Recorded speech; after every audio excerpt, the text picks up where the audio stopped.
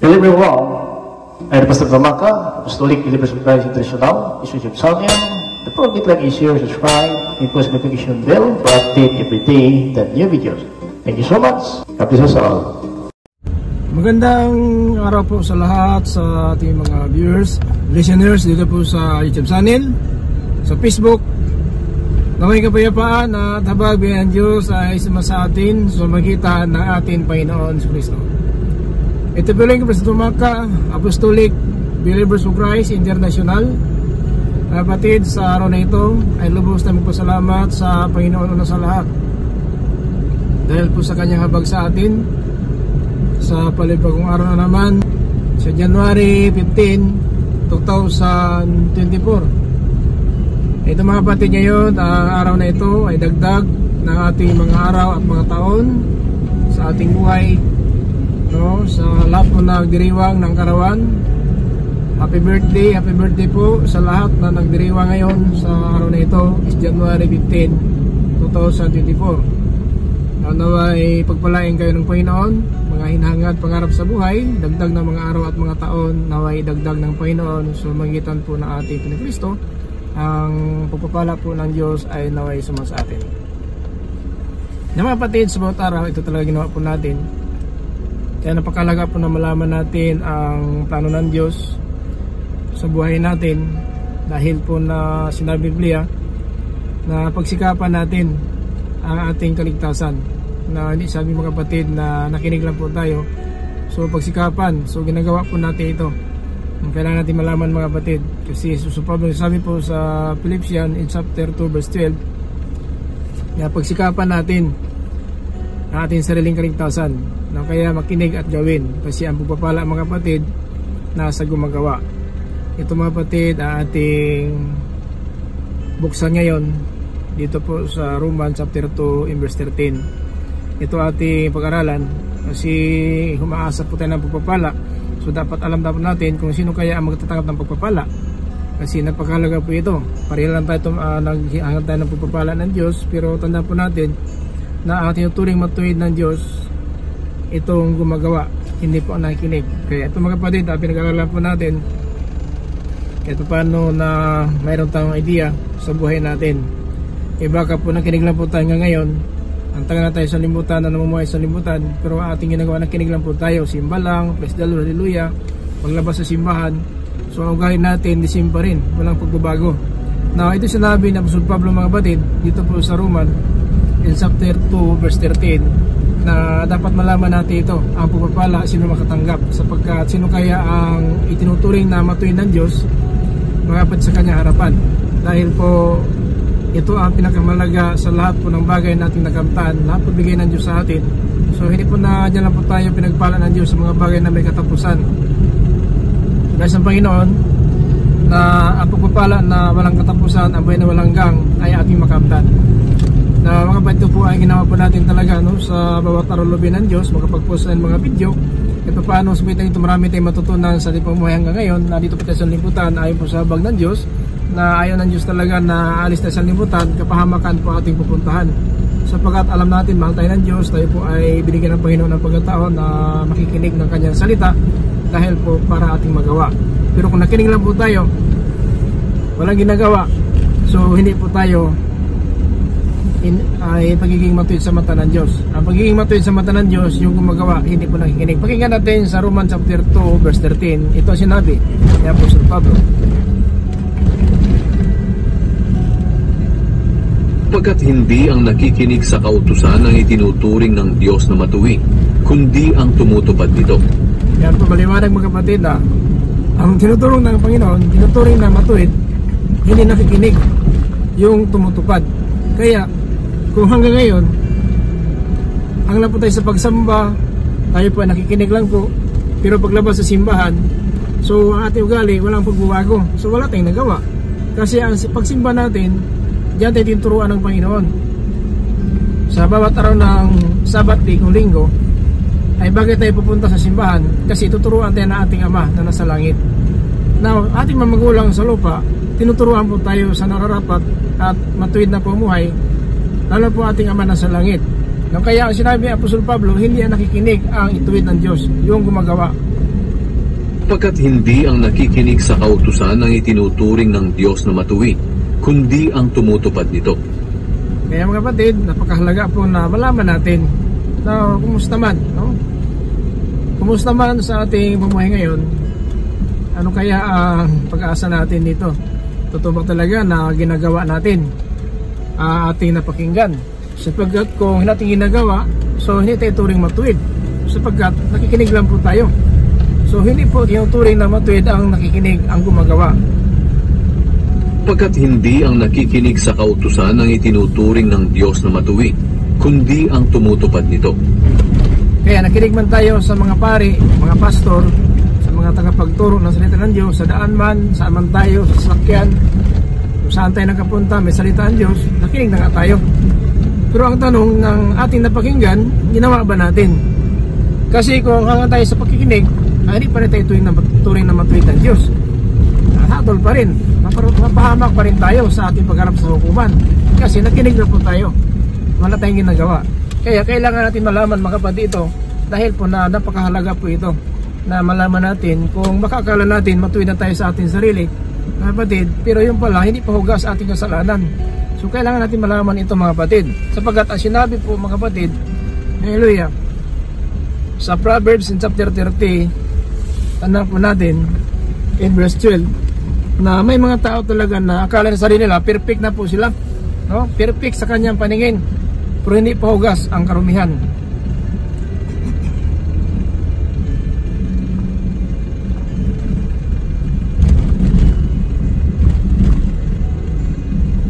Sinabi ito, may mga tao na sa tingin niya sa sarili ay tunay na perpekto, ngunit hindi pa hugas ang kanilang marumi na pamumuhay. Kaya mga kapatid na dapat malaman, so huwag natin hayaan na ganito po ang katayuan natin. Kasi palagi na lang tayo na umasa siguro perfect na tayo sa ating paningin, pero hindi pa hugas ating karumihan sa ating pamumuhay. So dapat malaman natin ito. At huwag natin hayaan mga kapatid na mabaliwala po ito. Salita po ito ng Diyos mga kapatid para po sa atin. Dito po sa chapter 30 verse 12 sa Proverbs. May mga tao na ang tingin sa sarili ay tunay na perpekto. Ngunit ang totoo, ang buhay nila ay madumi. So ang totoo, ang buhay nila madumi. Akala natin perfect, tama na ito. Tama ito pastor, ito talaga ang naiwan na aking mga ninuno, aking tatay at nanay, aking kapatid. Ito pong naiwan sa amin. So kaya dahil dyan, akala natin perfect na po tayo, sapagkat inutukoy natin ating mga magulang, ating kapatid na perfect sila sa ating akala. Pero hindi pa hugas pala ang ating pamuhay, hindi pa hugas harapan ng Diyos. Kaya dapat natin malaman ito, na tulad ng inaasahan natin, nakikinig tayo pagsimba, po tayo simbahan, umamin tayo, praise the Lord, hallelujah, nag-praise na worship po tayo kung nagpupuri, pero hindi pa hugas. Kasi lang po tayo sa pagpupuri, hindi sinabi nagpuri, kaligtas ka na. Hindi ka sinasabi nag-praise hallelujah, kaligtas ka na. Hindi sinasabi na ikaw talaga ay nakinig, ligtas ka na. Dahil po ang kaligtasan nasa paggawa. Kasi ang hatol natin sa paggawa mga kapatid, ang gawa po ang hatol, hindi ang sinabi mo ikaw Christian, pastor, mananampalataya, ikaw ay nagsasamba, ikaw ay nakinig, naligtas ka na. Kasi ang maligtas, ang makapasok sa langit, mga kapatid, yung tumutupad lang ng salita ng Diyos na nasa langit. Yan mga kapatid, dapat malaman natin. Hindi po na tawag na tawag, simba tayo at tayo nagpupuri. Pero sinabi po sa 7:21 sa Mateo,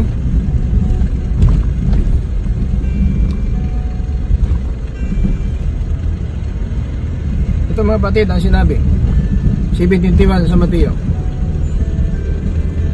Pakinggan natin ang sabi ni Apostol Mateo. Marami ang tumatawag sa akin ng Panginoon, pero hindi ito nangangahulugan na makakapasok sila sa kaharian ng langit. Marami tumatawag sa akin ng Panginoon, pero hindi nangangahulugan na makapasok na sila sa kanilang langit. Bakit? Tuloy. Ang mga tao lang na sumusunod sa kalooban ng aking amang nasa langit ang mapapabilang sa kanyang kaharian. Marami... Ayan mga kapatid ha. So sa araw na paghukom, marami ang sabihin natin manunumbat sa Panginoon. No? Panginoon, di ba sa daan pinapangaral namin yung pangalan? gumawa ka ng himala sa iyong pangalan, nagpagaling ka ng sakit sa iyong pangalan, pero ang sabi sa 23, kapatid ng Panginoon, aywan ko, taga saan kayo? Tuloy natin sa 22-23. Magsasabi sa akin sa araw ng paghuhukom. Araw paghukom po ito ha. Ibig sabihin, tatayo na tayo sa harapan ng hukuman. Pero ito ang sasabihin nila. Panginoon, hindi ba't sa ngalan niyo ay nagpahayag kami ng inyong salita? Nagpalayas ng masasamang espiritu at gumawa ng maraming himala? Ngunit sasabihin ko sa kanila, hindi ko kayo kilala. Lumayo kayo sa akin, kayong mga gumagawa ng masama. Kahit na po tumawag, kahit nagpagaling ng sakit, walang himala, nangaral po na pangalan ng Panginoon sa daan, kahit saan man ka magpunta, pero maramod pa rin ang gawa. So yan po kapatid. Kaya hindi sinabi na nagpuri ka, nagpwisdar haleluya ka, ikaw nagpasalamat sa lunes simbahan, nagbigay ka ng abuloy, naligtas ka na. Dahil po, ang ating kaligtasan nasa ating pagtupad ng utos ng Diyos. Kaya maliwanag ito lang mga kapatid, no? So alam po natin na hindi pala lahat ng tumatawag sa Panginoon ay makapasok sa kanang langit. Yung tumutupad lang ng kalooban ng Diyos Ama na nasa langit. No, sa araw ng paghatol, ang sabi ng Panginoon na marami ang sabihin natin, ito po ay haleluya, mag-ano sa Panginoon. Kung sabihin natin na sila po ay magdiman. Pero sabi po ng Panginoon, mga kapatid, dito po sa 23, na aywan ko. No? Ngunit sasabihin ko sa kanila, hindi ko kayo kilala. Lumayo kayo sa akin, kayong mga gumagawa ng masama. So marami ang magdiman sa araw ng paghukom. So wala tayong magawa sapagkat nakasulat nga. Ang bawat gawa natin nakasulat sa aklat para po na wala tayong maidahilan kung sa araw ng paghukom. Marami tayong demand. Hindi pa tayo magkapag-demand, kaya nga sinulat ang ating ginagawa para sa araw ng hatol, babasahin po yan sa harapan ng Panginoon at lahat po nating gawa, ayon po ang ating hatol. Kaya yan mga kapatid, hindi ka nakinig lang po tayo mga kapatid, kundi tayo ay gagawa. Kaya ang sabi pa nila, nangaral nga sila ng pangalan ng Panginoon sa verse 22. Marami ang magsasabi sa akin sa araw ng paghuhukom, Panginoon, hindi ba't sa ngalan niyo ay nagpahayag kami ng inyong salita? Nagpalayas ng masasamang espiritu at gumawa ng maraming himala? Ngunit sasabihin ko sa kanila, hindi ko kayo kilala. Lumayo kayo sa akin, kayong mga gumagawa ng masama. So kaya mga kapatid, hindi ba siya na simba na tayo araw-araw, linggo-linggo, manalangin tayo? Pero ang napakinggan natin na aral, galing po sa pastor, galing sa pari, galing po sa mga tagapagturo ng salita ng Diyos ay baliwala po natin. So kaya wala pa rin tayong maasahan. Kaya ang pagpapala nasa gumagawa, wala po sa nakikinig. Kasi ang hatol natin nasa gawa, wala sa relihiyon, wala sa pagkabansag natin pari, pastor, tagapagturo. Ang ating hatol mga kapatid nasa ating gawa. Hindi sinabi pastor ito walang hatol, dahil pari ito walang hatol, dahil ito ay Christian walang hatol, nampalataya walang hatol, at tagapagturo ito walang hatol. Lahat po aharap sa hukuman mga kapatid. Ito sinabi ng Apostol Pablo sa 5 verse 10 dito po mga kapatid sa 2 Corinthians. Napaliwanag po ito mga kapatid, pakinggan natin. Kapagkat haharap tayong lahat kay Kristo para hatulan, tatanggapin ng bawat isa ang nararapat na kabayaran sa kanyang mga ginawa, mabuti man o masama, nang nabubuhay pa siya sa mundong ito. Sa Apostol Pablo nga, harap pa. Tayo pa kaya? Dahil pari tayo pastor tagapagturo, hindi tayo harap. Harap tayo, sabi ng Apostol Pablo, harap tayong lahat. So kasama siya harap. Kaya lang, sigurado na po sila kasi apostolis po sila. Kapatid, hindi kayo pastor ito, pari ito, tagapagturo ito, Christian manampalataya ito, wala nang hatol. Hatulan din tayo mga kapatid. Kapagkat haharap tayong lahat kay Kristo para hatulan. Tayong lahat harap, kasama ng apostol harap, pero secure na po sila, 100% talaga na nasa langit na talaga sila ngayon.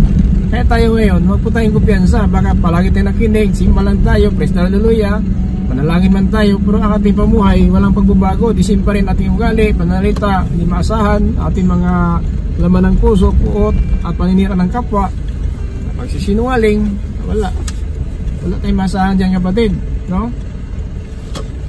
At tanggapin ng bawat isa ang nararapat na kabayaran sa kanyang mga ginawa, mabuti man o masama, nang nabubuhay pa siya sa mundong ito. Kaya ingatan po natin ating po sa mundong ito. Baka po na ating po sa mundong ito, pulos natin pagsinungaling, paninira ng kapwa, pagpatay, pangulinya, pakiapid, pagsinusdiyosan, naging bayo tumbit, pagtaghayaw, maniyak, ito po mga kapatid, ang pagsinungaling. Tandaan po natin, ito po ang ating kasakiman. Tandaan po natin, wala po tayong maasahan dyan tungkol ng kaligtasan pag ganun po ating pamuhay. Kaya tinuturuan natin ng Panginoon, sana po baguhin natin direksyon ng buhay natin, wala po tayong padalos-dalos at mga mataas ating sarili. Tandaan po natin, kahit anong relihiyon natin, kahit anong ating bansag sa sanlibutan, hindi po yan ang hatol. Ang hatol natin nasa ating gawa. Maliwanag po mga kapatid dito po sa 2 Corinthians chapter 5 verse 10. Kapagkat haharap tayong lahat kay Kristo para hatulan, tatanggapin ng bawat isa ang nararapat na kabayaran sa kanyang mga ginawa, mabuti man o masama, nang nabubuhay pa siya sa mundong ito. So maliwanag po mga kapatid, no? Nang nabubuhay pa siya sa mundong ito. So kaya dapat natin palagaan itong mga natira nating buhay. Kasi magtatagal, tayo papanaw, ayon po sa pasya ng Diyos. So ang dapat natin gawin, sana po ang ating napakinggan noon pa man, ay gawin na po natin. Kasi yun po ang hatol natin na ating gawa. Hindi po ating bansag Christian pastor ng palataya pare kung tagapagturo. Ang bansag mga kapatid sa libutan, hindi po yan ang hatol. Ang hatol natin sa ating pumuhay, sa ating gawa, kung ano talaga ang ating ginagawa, yun po ang hatol natin. So sana mga kapatid, nakatulong po sa atin ang mga paraan po ito na ating pinupost sa YouTube channel, sa Facebook. Ito po ay nagbigay po sa atin ng pag-asa upang mabago po ang direksyon ng buhay natin para po tayo talaga ay magkaroon po ng tunay na kaligtasan. Tandaan po natin, hindi pa huli ang lahat. Habang buhay tayo may pag-asa pa. Kaya dahil nabuhay pa tayo, may pag-asa pa tayo mga kapatid. Huwag tayong tutulad sa iba na sila na po ang humatol ng sarili nila, na wala na talagang sabihin natin pag-asa dahil makasal. Hindi po, kasi habang may pag-asa pa tayo, ay po sulat ni Haring Solomon sa Ecclesiastes kung mangaral kabanata siyam talata 4. Habang may buhay ang tao, may pag-asa.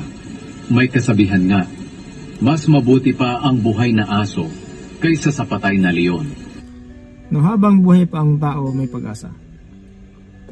Kasi mga kapatid, hindi siya nasabi dahil na makasalanan tayo hanggang ngayon na wala ng pag-asa.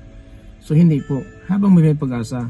Kaya ngayon nga nagpahayag ang Panginoon para po na malaman natin paano talaga makamtan ng tao ang pagpapala. Itong katuwiran na galing sa Panginoon. Kasi po, sa ating panahon ngayon, marami pong paraan ng dyablo upang iligaw tayo sa ating pag-asa.